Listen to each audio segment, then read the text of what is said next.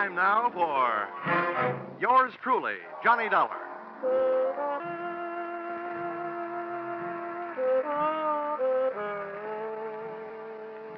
The next half hour has its baggage packed to take a trip with America's fabulous freelance insurance investigator, Johnny Dollar.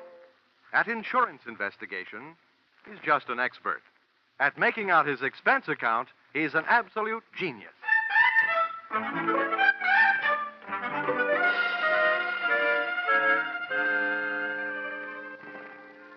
Expense account submitted by Special Investigator Johnny Dollar to Home Office, Highworthy Insurance Underwriters Association, Hartford, Connecticut.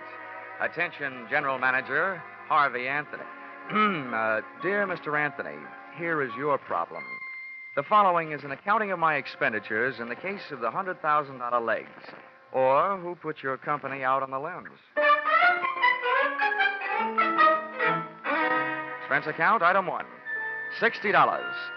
$20 across the board on a losing horse I was rushed into betting on when you had me paged on the public address system at the racetrack. This is Harvey Anthony, Dollar. Thanks for calling back so soon. Now, when they paged me, they said it was an emergency. It better be. Why? What's the matter, Dollar? This is my day off. And if I know you, this call is going to make it an off day. If I know you, my friend, you won't mind this assignment. I want you to go out to Hollywood. Act as a bodyguard for a big movie star, Marilyn Major. Oh, not a bad body to guard. What's the deal? We've issued one of those publicity policies. Insured her legs for $100,000. Policy will only be in effect for 48 hours. We want you to stick with her. Just see that she doesn't get mixed up in any hockey games. I get it. She's been notified, so she expects you. Now, when do the 48 hours start? Tomorrow noon. Can you make it? Yeah, with the help of American Airlines. Got enough cash with you to buy your tickets? About that, I'll know right after the next race. I'll call you from Hollywood.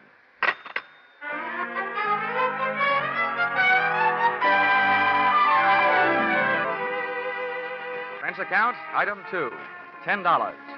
Borrowed from a friend.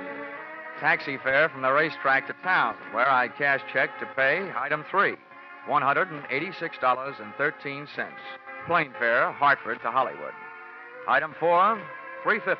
Cab fare, Los Angeles Municipal Airport to the home of the insured, Miss Marilyn Major, at the Horizon View Apartments on the Sunset Strip. Tip to driver, $1.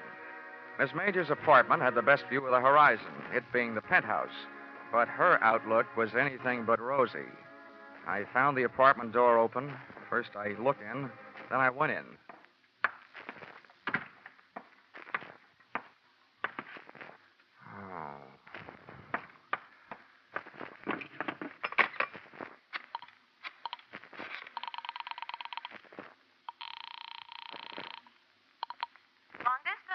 I want to place a person-to-person call, please, to Mr. Harvey Anthony and Hartford, Connecticut. Volunteer 3-6000. My name is Dollar, as in blood money. While I was waiting to get Mr. Anthony, I wondered who had got Miss Major. In the movies, I'd always thought she looked right at home anywhere. And now, right there in front of me, she was passing her toughest test. Lying there, nice and relaxed. She looked right at home in the role of the beautiful gal who had just been murdered. Her face was calm.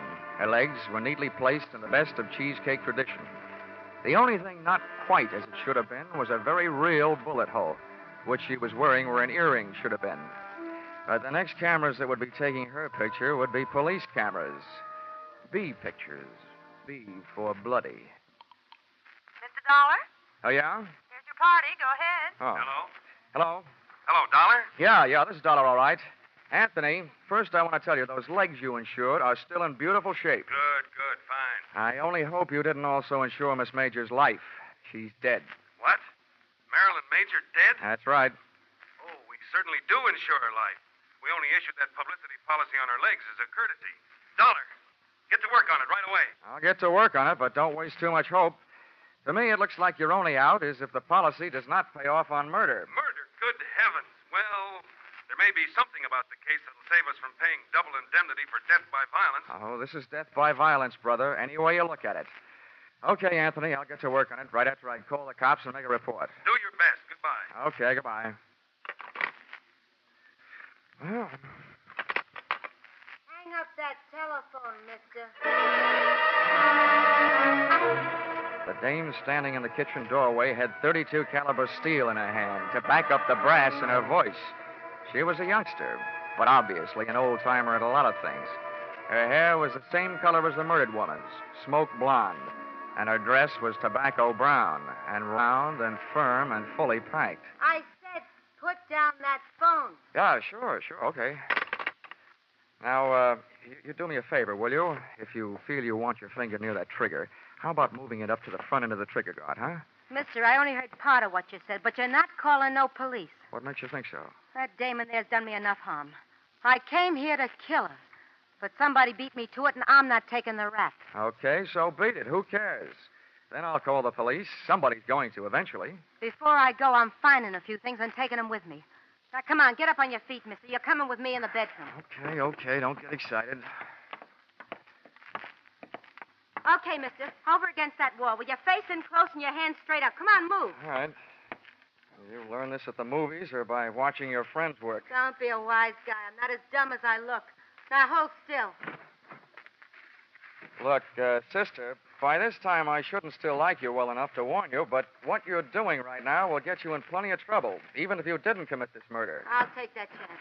If you don't get picked up for larceny, they'll still get you for tampering with evidence.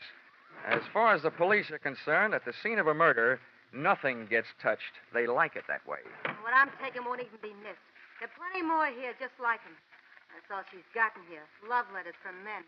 Who are you covering up for? Your boyfriend? It's none of your business, mister, but it's my husband I'm covering up for. Well, then you're just plain nuts. If he knew her, they'll find that out. And then if they want him, they'll find him. Yeah, and they'll find him dead. Huh? My husband committed suicide over that no good dame this morning. Oh. No, I've had enough out of you. Back up. 2 steps. Okay. Now get over there and into that closet. Come on. Too bad. What's the matter? I always feel sorry for a sucker. I felt around in the dark. It was a small closet.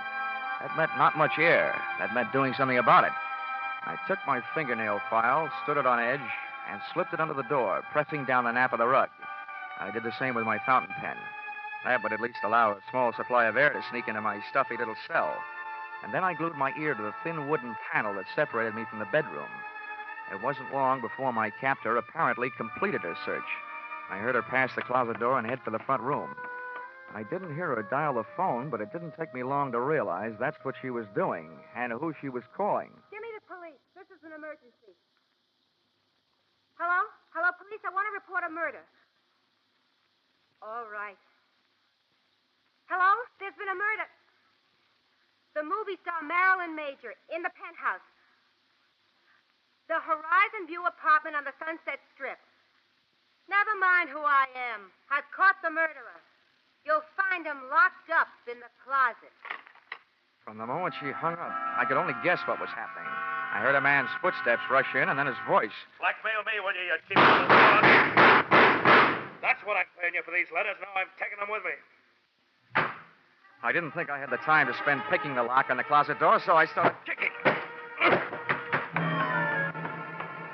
The girl who had just tried to turn me into the cops was lying on her face in front of the telephone stand, and a covey of bullets had turned the brown silk on her back into wet red lace. She'd been shot in the back, and if she'd succeeded in finding her letters, her killer had taken them with him. I made a quick search myself and took a look through the remaining sets of letters, one from a guy who signed himself Baron, and the other one from a guy whose autograph read, "With all my love, Lawrence." My instincts were trying to pull me out of that apartment, but one look down the street threw them into reverse. Black and white prowl cars were arriving, and it was less than another minute when their passengers started pouring out of the elevator and through the front door. All right, watch out. I'll take it. All right, come around. It's in the bedroom closet, boys. Make sure you don't stand in front of that door. Okay, Lieutenant. Never mind the closet, Lieutenant. It's empty. I kicked my way out. All right, let's see your hands. Get them up. I swear I'm going to buy some stock in a gun company. Everybody's got them. Miller, get around behind him. Check him for weapons. Yes, sir. He's clean, Lieutenant. Okay. Who are you? Johnny Dollar.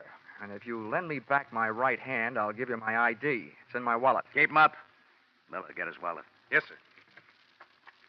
Here it is. Insurance dick, huh? Please, I'm a freelance special insurance investigator. It sounds better. Keeps my price up. Hartford, huh? Well, what's your story? Well, first, I'd like to go on record as saying I didn't commit either one of the murders. Either one? What are you talking about? Well, this one here is the girl who phoned in the report that brought you here.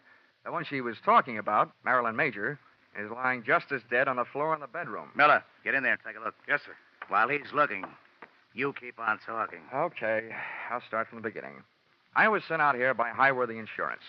They just issued a policy on the legs of that dame in the other room. $100,000. Publicity stunt.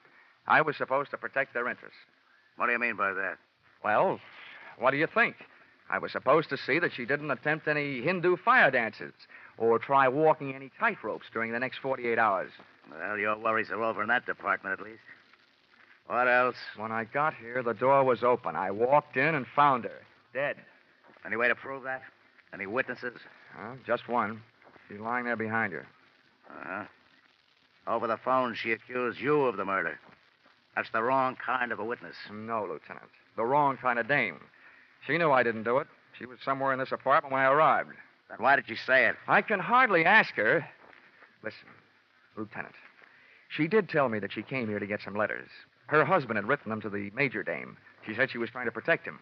From what? Who knows? Maybe she just wanted him to rest in peace. The guy committed suicide this morning. We can't check your story with him, can we? You've got a lot of dead friends. How did this one here get that way?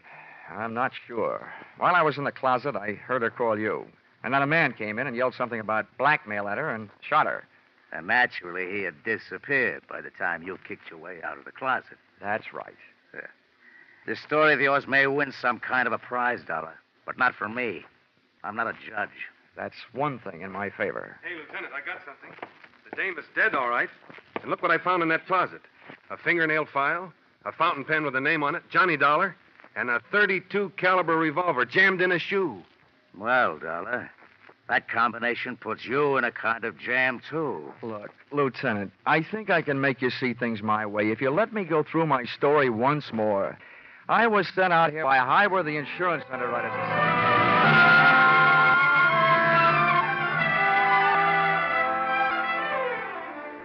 Expense account, item 4, $3. Candy, gum, cigarettes, and magazines to make cell number 36, Los Angeles City Jail, less like a no place and more like a home. There's something about a jail door closing on you that sounds very final.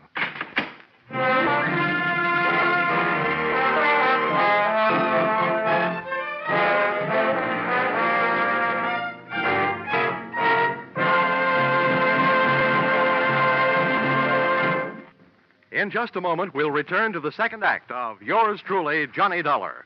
But first, we want you to know that the biggest jackpot in the history of radio, $50,000, goes in the works tomorrow night when CBS Great Saturday Night Quiz Show Sing It Again comes to you again over most of these same stations. $50,000, $25,000 in marvelous prizes, plus $25,000 in cold, hard cash. And that's only the beginning. Because the longer the phantom voice questions elude the listeners, the higher the rewards go. Be sure you're around tomorrow night when Sing It Again sets telephones ringing across the nation and $50,000 goes riding on each call. And now, back to Yours Truly, Johnny Dollar.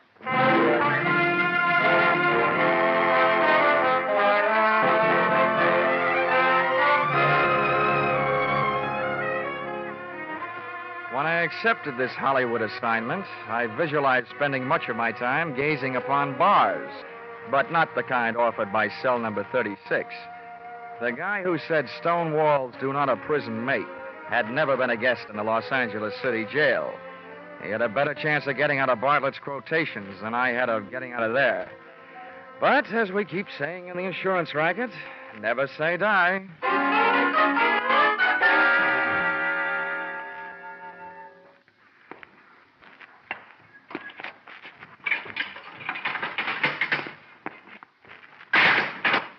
Well, Lieutenant Roach, what are you in for?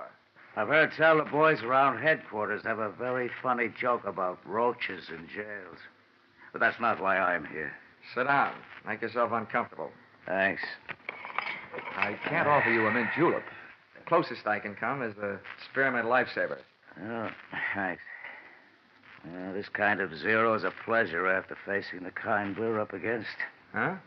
So for $1, all we've got to go on is you or a mess of evidence we haven't as yet been able to trace down to its rightful owners. Oh, incidentally, about that gun we thought might be yours. Oh, don't tell me you're going to give it to me as a birthday present. It was the weapon used to kill Marilyn Major, all right. The paraffin test we took on your hands let you out. You haven't been firing any guns lately. Does that mean you've come here to escort me to the front door? No, not so fast. We do want to know what your fingerprints were doing all over those 2 bundles of love letters we found. I'm going to have to learn to pick things up with my knuckles. Lieutenant, I just had a natural curiosity as to who killed the cat. The only difference between us, Roach, is that your curiosity is official. How far did you get? Not far enough.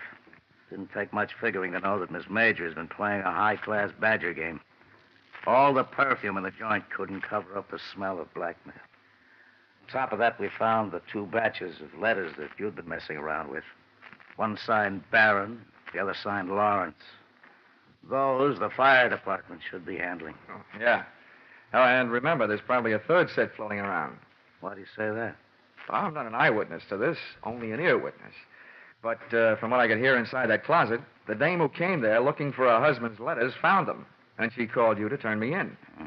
On her way out of the apartment, some guy came in, mistook her for Marilyn Major, and shot her in the back. When I kicked my way out of the closet, those letters of hers were gone. So, figures the murderer grabbed the letters out of her hand, thinking there was some he'd written. Uh-huh. Then in your file, the killer was either that Barron fellow or the other one, Lawrence. Lieutenant, in my file, they're both murderers. It's just a question of who killed whom. The guy who killed Marilyn Major certainly wouldn't have come back to kill her again, would he? In this town, you never know. Look, Lieutenant, I got a 2-way stake in this thing. One, to get my name cleared, the other to get my job done. And I'm in a hurry. I imagine you are, too. Well, Marilyn Major was a big name. That means we'll soon have newspapers burning under our seats. We're in a hurry, all right. Okay, then listen. If I were either one of those murderers, and I know that the police probably had a handful of letters that could send me to the gas chamber, I'd head for the border. Yeah? But if I thought an outsider had them, somebody they might be able to buy off or scare off or beat off, then I'd go find that guy. Well? Let's bring this thing to a head in a hurry. Run a story in the papers. Tell them you released me. Tell them I escaped. Tell them anything. Just so long as you tell them that you suspect that I have those letters hidden someplace. Well, if you don't mind taking the chance of having 2 murderers gunning after you, we certainly don't. Oh, I mind. Believe me, I'm not doing you any favors. It's just that I'll feel safer in my own hands. Okay, Mr. Pigeon, you've got yourself elected. We'll publish that story. Then we'll let you fly the coop. Good enough. Just make sure that you give me plenty of fighter cover. Expense account, item 6, 7 cents. Purchase of newspaper, an extra edition that hit the street about a half an hour before I did. Item 7, $5. A big square meal to make up for the ones I'd missed ignoring the little round beans while a guest of the city. Seeing the lieutenant's fiction in black print on the front page of a newspaper almost had me believing it. There was my picture, big as life. And when those birds set up a pigeon, they made sure everybody would know the location of his roost. Firmly planted high in the story was the name of the hotel into which they had registered me, and to which I was under orders to proceed immediately.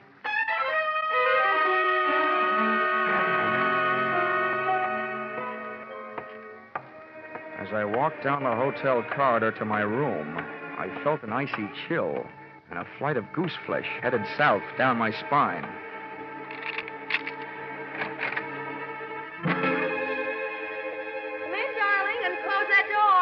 I expected company, but not your kind. At first, I thought I'd gotten into the wrong room. This kid looked right at home.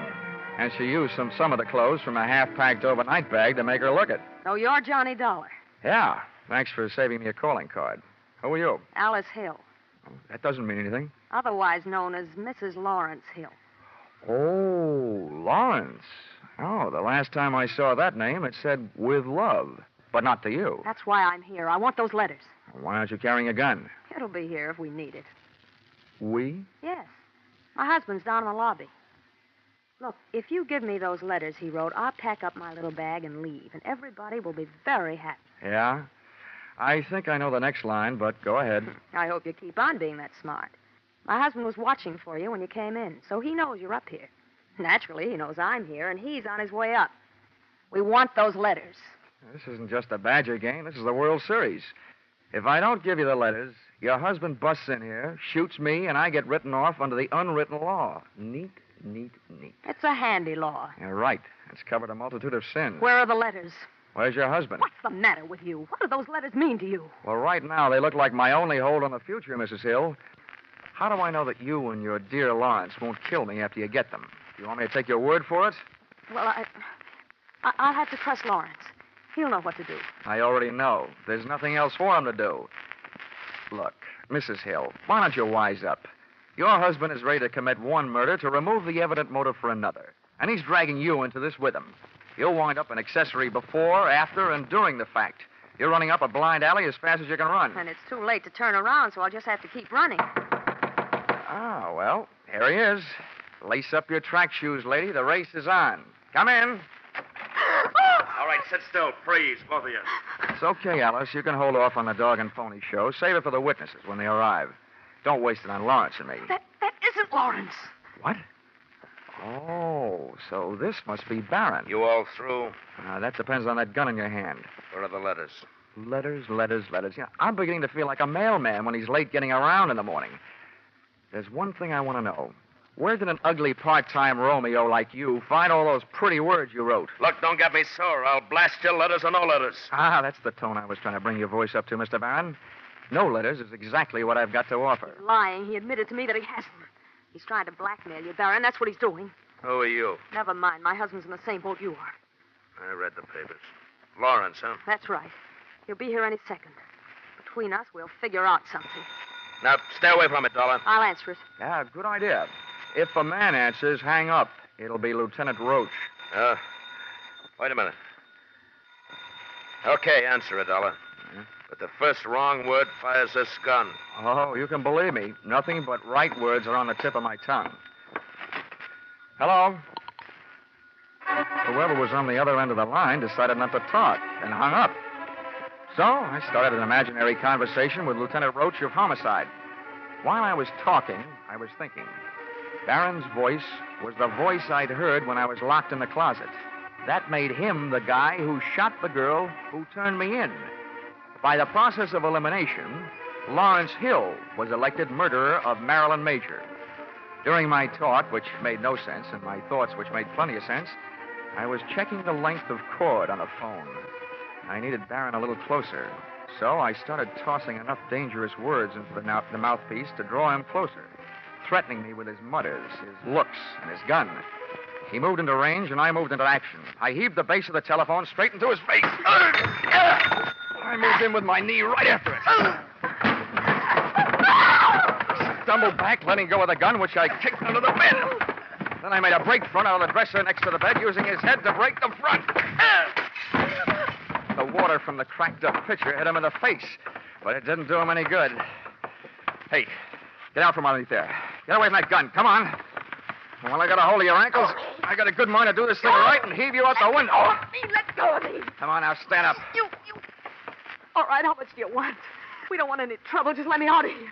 We'll pay you anything. My husband's an important man. So am I. I've had all the pushing around I'm going to take. From now on, I'm the dealer, and your hand is to shut up. All I want to do is get out of here. Oh, no, you don't. I baited you. You tried to bait me. Now we'll both sit here and bait your husband. That must have been him that called this room and hung up when he heard my voice. One thing I didn't bother to tell you. Your husband couldn't have known I was up here until then, because I came in the hotel the back way and came up here the back way. Elevator and all. What do you mean? You baited me? Why do you think the police put my name, my address, and my picture in the newspapers? To draw autograph on us? Oh. Oh, is right. Now get over there in the corner while I retrieve Mr. Barron's gun from under the bed before some mouse crawls out of the woodwork and tries taking a shot at me. Go on, get going. Turn around. Okay. Now, if you don't want me shooting runs in your stocking, don't make a move while I'm under the bed. I feel like something that old maids hope for. Lawrence! Where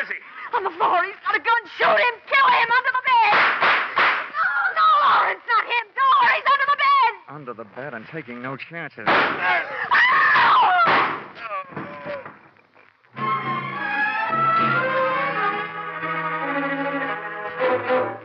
Listen, Roach, you may be a lieutenant to the police department, but to me, you're just a big, fat private. Now, calm down, darling. I don't mind setting myself up as a pigeon, but you promised me protection. Where was it? Temper. Now, who's who here? Let's get these stiffs sorted out, then we can talk. There's only one stiff. The other one, the one near the door, is Lawrence. He's only wounded. I had to shoot his pins out from under him. He came crashing in and killed Barron by mistake. That's Barron over there by the bed. Ah, another case of mistaken identity? How did he miss you? I happened to be under the bed at the time. Oh. And I wasn't hiding.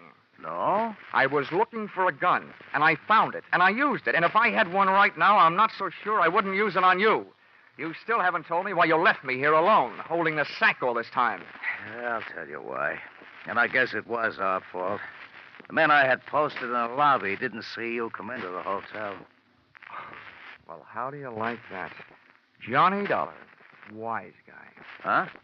Lieutenant, I got some news for you. Just to make sure I was taking no chances, I came in the back way.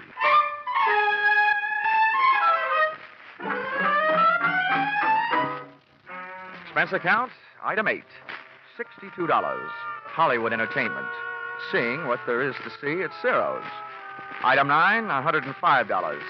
Seeing to it that one of the things I saw at Ciro's had a good time with me at the Mocambo. Item 10, $186.13. Plane fare, Hollywood back to Hartford. Item 11, $1. Ticket to the movies, back in Hartford, to study the last motion picture of Marilyn Major, so that in the future I'd be sure to steer clear of her kind of a woman, who is too much of a jinx for my kind of man. Expense account total, $948.76. Signed, yours, truly, Johnny Dollar.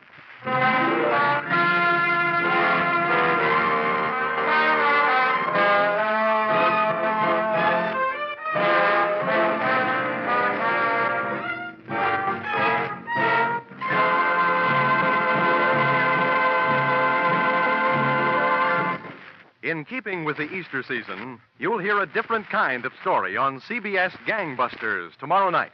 The authentic story of a former gangster's fight to go straight, broadcast in cooperation with outstanding parole authorities. You'll find this Easter Eve Gangbusters drama as gripping as any program CBS has ever brought to you. Tomorrow night, you'll also find a mid-April adventure with the intriguing title, The Heat Wave, on CBS Philip Marlowe program. Gangbusters and The Adventures of Philip Marlowe are regular Saturday night features on most of these same CBS stations.